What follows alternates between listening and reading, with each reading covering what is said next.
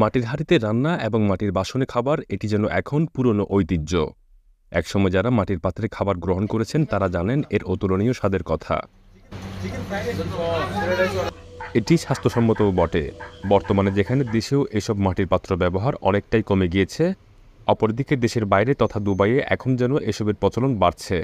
এমনকি দেশীয় কিছু রেস্টুরেন্টে মাটির পাত্রে খাবার পরিবেশনের জন্য প্রতিষ্ঠানগুলোতে বাংলাদেশিদের মতো ভিনদেশিরাও আকৃষ্ট হচ্ছে।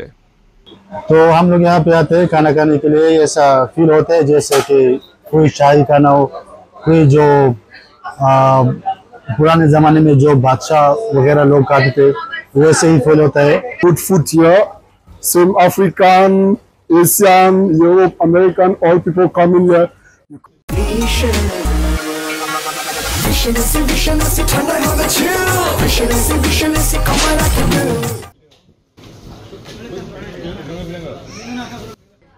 প্রবাসী থেকে শুরু করে দেশের নামকরা ক্রিকেট তারকাসহ ছোট এবং বড় পর্দার তারকারাও ভ্রমণে আসলে এসব রেস্টুরেন্টে খাবারের স্বাদ গ্রহণ করতে আসে।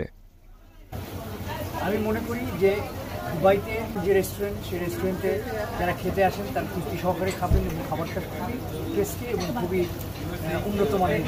এবং এখানে অনেক ডিফারেন্ট টাইপস অফ ফুড আছে, বেঙ্গলি ফুডও আছে, আবার কাবাব, ডিফারেন্ট টাইপস অফ। আমার মনে হয় যে শুধু বেঙ্গলি রেস্টুরেন্ট না, অন্য ফিউশন কিউজিনও বলা চলে। বাংলাদেশ তো সেলিব্রিটি এবং ক্রিকেটার বলো সেলিব্রিটি, আমার বড়গুলো এখানে চলে আসে, বাংলাদেশ থেকে বেরোতে আসলে বিজেপি আসলে এখানে চলে আসে। এখন এটা মাটির বাজারে এদের মধ্যে অনেক চাহিদা। মেজবানের যে এখানে আয়োজন হয় এটা আমরা বিশেষভাবে মাটির পাত্রেই পরিবেশন করি এবং তার পাশাপাশি অন্যান্য খাবারগুলো আমরা মাটির পাত্রে পরিবেশনের চেষ্টা করি। এটা আসলে আমরা ঐতিহ্যের দিকে ফিরে যেতে চাই। অনেক আগের আমলে নাকি মানে এরকম মাটির হাঁড়িতে খাইছে, তাদের কোনো রোগ বা কোনো জীবাণু কোনো সমস্যা হয় না। এখন আমরা যে কাঁচের জিনিস, প্লাস্টিক এগুলো ব্যবহার করে এগুলো থেকে অনেক রোগ বা অনেক কিছু সমস্যা হয়। বিদেশের বাড়িতে এরকম ঐতিহ্য ধরে রাখা একটা সুনামের বিষয়, আমাদের কাছে একটা ভালো লাগে। যেরকম আমরা অনেক দূর দূর থেকে খাইতে আসছি, অনেক দূর থেকে আমরা সবাই ফ্যামিলি নিয়ে খাইতে আসছি। দেশীয় ঐতিহ্যবাহী মেজবানি, মাছ, ডাল থেকে শুরু করে প্রায় সবকিছুই মাটির পাত্রে পরিবেশন করা হয় এইখানে।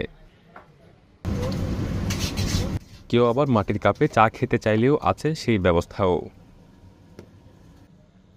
এখানে একটা এই মাটির পাত্রে একটা চা দেয়, এটা আলাদা একটা ডিফারেন্স অনুভূতি, এটা খাওয়ার পর আলাদা একটা টেস্ট, মজা। বাংলাদেশে একটা টেস্ট আছে চা, এখানে চাটা অনেক ভালো।